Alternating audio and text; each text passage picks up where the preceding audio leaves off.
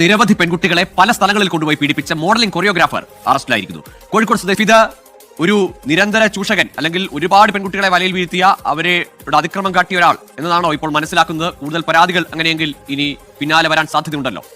ദിവസവും പണിക്ക് പോകുന്ന അധ്വാനിച്ച് ജീവിക്കുന്ന ഒരുത്തന് ഓനക്കൊരു തുണ ആയിക്കോട്ടെ വിചാരിച്ചിട്ട് എവിടെങ്കിലും പോയി പെണ്ണ് വെച്ച് കഴിഞ്ഞാല് ഓനക്ക് പെണ്ണില്ല.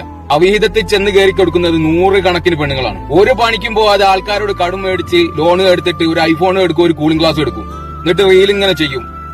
ഇത് കണ്ടിട്ട് ഒരു ഉളുപ്പില്ലാതെ അവരോട് ബന്ധം സ്ഥാപിക്കാൻ വേണ്ടിട്ട് PM പോയിട്ട് മെസ്സേജ് അയക്കുന്ന സ്ത്രീകളുണ്ട്. അതിൽ കുടുംബിനികളായ സ്ത്രീകളും മുമ്പതിയിലാണ് കേട്ടോ. ആത്മാർത്ഥമായിട്ട് സ്നേഹിക്കുന്ന പ്രിയതമന് സമ്മാനമായി നൽകിയ സ്വർണ്ണാഭരണങ്ങളൊക്കെ ഇവന്റെ മുന്നിൽ അടിയറ വെക്കാണ്.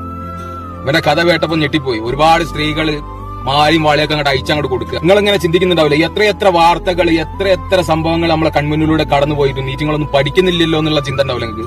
ഇതിനൊരു വേറൊരു വശം കൂടി കിട്ടോ. ഈ അവിഹിതങ്ങളിലൂടെ ജീവിച്ചു വളർന്ന ആളുകളുണ്ടല്ലോ, അവർക്ക് ഇനി ആത്മാർത്ഥമായി സ്നേഹിക്കുന്ന ഭർത്താവ് അപ്പുറത്തുണ്ടായിട്ടും കാര്യമില്ല. അവരറിയാതെ അവിഹിതത്തിൽ പോയി പെട്ടു. നേരെ തിരിച്ചു, സ്വന്തം ഭാര്യ ആത്മാർത്ഥമായി സ്നേഹിക്കുന്ന ഒരു ഭാര്യ അപ്പുറത്തുണ്ടായിട്ടും അതൊന്നും മുഖവിലേക്ക് എടുക്കാതെ ഏതെങ്കിലും റീൽസ് കണ്ട എന്തെങ്കിലും കാണിച്ചു നടക്കുന്ന പെണ്ണുങ്ങളെ നിരന്തരം PM പോയിട്ട് മെസ്സേജ് അയക്കുന്ന ഭർത്താക്കന്മാരുണ്ട്. ഇതൊരു പ്രത്യേക തരം രോഗമാണ്. ഇത്തരം രോഗങ്ങൾ എത്ര ജീവനുകളാണ് പൊലിച്ചത്. നമ്മളെ കൺമുന്നിലൂടെ എത്ര വാർത്തകളാണ് കടന്നുപോയതില്ലേ. ഭർത്താക്കന്മാര് ക്രൂരമായി കൊലപ്പെടുത്തിയ ഭാര്യമാര് ലാസ്റ്റ് പരിശോധിച്ച് നോക്കുമ്പോൾ അവസാനം എന്താണ്, അവിഹിതമായിരിക്കും. പക്ഷെ ഇതിലൊന്നും പെടാതെ അത്ഭുതങ്ങൾ സൃഷ്ടിക്കുന്ന വിദൂരതയിൽ ഇരുന്നിട്ട് പ്രണയിച്ച് ജീവിക്കുന്ന ദമ്പതികളും പ്രണയിനികളൊക്കെ കണ്ടിട്ട് നിങ്ങൾ ഓരോ ജീവിതം ശ്രദ്ധിച്ചിട്ടുണ്ടെങ്കിൽ പ്രത്യേക തരം ജീവിതമായിരിക്കും.